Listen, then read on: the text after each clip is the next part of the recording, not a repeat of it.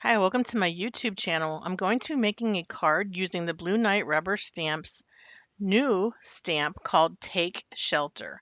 This is one of the new stamps in their new September 2020 release. I'm using a special technique, which is the rain technique, and I'm going to be using Nuvo crystal drops to create this. Let's get started. This set has three separate stamps, the small and the large silhouette, as well as the scripture, "The Lord is a shelter, a refuge in times of trouble," which is Psalms 9:9. I'm flipping this over so you can see how these high quality red rubber stamps cling to the back of this laminated sheet. You can then use this laminated sheet to store your stamps. There's no need to create a separate storage system. It's all built into this system that is provided to you by Blue Knight Rubber Stamps. I have a piece of Bristol Smooth cardstock. I like using the Bristol Smooth with pan pastels because it helps to glide across the paper when I have the Bristol Smooth paper. And I cut it down to size 4 by 5 1/4. My pan pastels I bought from Blue Knight Rubber Stamps originally. I have since added several colors to my palette. So the gray colors that I'm working in today are ones that I purchased and added to my collection after I bought the basic set from Blue Knight Rubber Stamps. The basic set is this one is the night and day set, and it has the blues and the green, and it also has black and purple. Um, and I put my grays in with this palette. And I'm going to tell you which grays I'm using, and I'm using a blending brush. This is one option when you are creating with pan pastels. You can use the specially made tools for the pan pastels, which are the Softy tools. But I like using the blending brush just as much. And I'm using the Cloud Stencil from Blue Knight Rubber Stamps. Yeah, this is the regular Cloud Stencil. There's also the reverse Cloud Stencil. And I do have my speeding up 2 times faster. I don't normally move this fast. Anybody knows how slow I craft, you know that is not the case. So this darker gray is called Payne's Gray, which is what I was dipping into to begin with.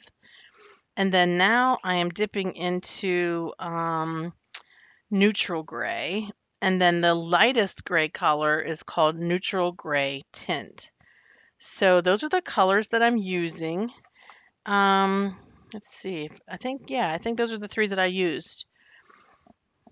And just so you know, pan pastels are artist quality, highly pigmented pastels. You've heard of pastel crayons that artists use to basically paint with or create with. Well, these are the same types of medium. It's just that it's put in a pan and it's ultra fine. It's really um, it just reminds you like of a very, expensive eyeshadow. It's real fine. It's real bright colors. Just it's a great product. It's a great product to create with, especially if you have arthritis like me and you have a hard time ink blending a lot. Pan pastels, first of all, they make great backgrounds, especially for silhouettes, and they're a lot easier to create with. I am using black for the bottom of my card front here. Um, the cloud stencil, which is the original cloud stencil, has not only has the cloud stencil part of it, but the bottom part is the rolling hills. So you're able then to create, whether it be a grassy area that you're wanting to create. Here I'm just trying to create the silhouette of rolling hills, just so that when I stamp my image onto this panel, they'll have grounding. They won't be floating in air. And I just used black pan pastel to make that. Just keeping with a very monochromatic theme here, obviously gray and black with white, and then I'll be using black ink to stamp the image. And this takes no time at all, really, even if I am fast forwarding it right now. As far as the speed, pan pastels are easier on your hands, I think, especially as someone who has arthritis in my hands. I find it easier to work with pan pastels than to be constantly ink blending. They're very pigmented, so they're wonderful for making backgrounds for any kind of stamp, especially a silhouette stamp. And right here, I go back in with a little bit of black because I missed a spot and it looked white. As you can tell, this is a monochromatic color scheme, basically different colors of gray as well as black. And then when you're done, you can just rub your brush onto a paper towel until it is clean when you're rubbing it, and then you'll know that it's clean and you can use it in a different color. Even if you wanted to take and use it in a lighter color, even though I just used it in black, I would feel very comfortable using it into a lighter color.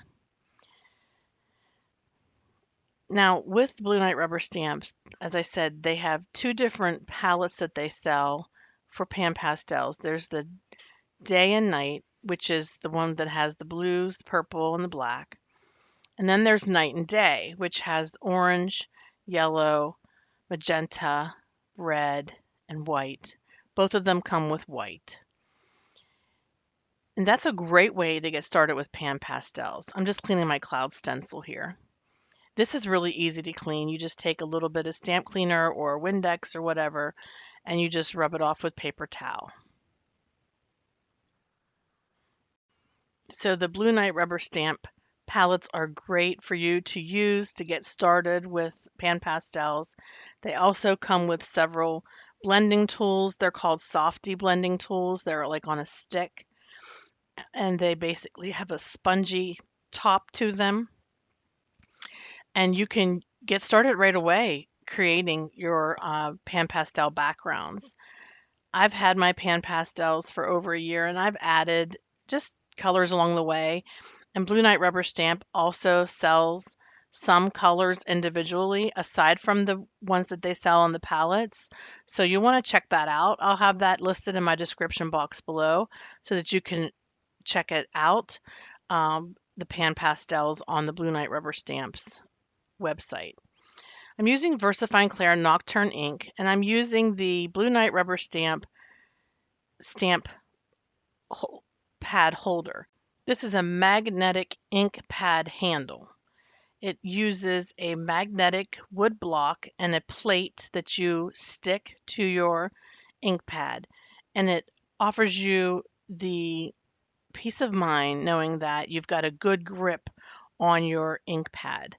I'm sure you all can relate. How many times have we been there? We are so close to having our card stamped and it's looking so nice, and then the ink pad suddenly slips out of our fingers.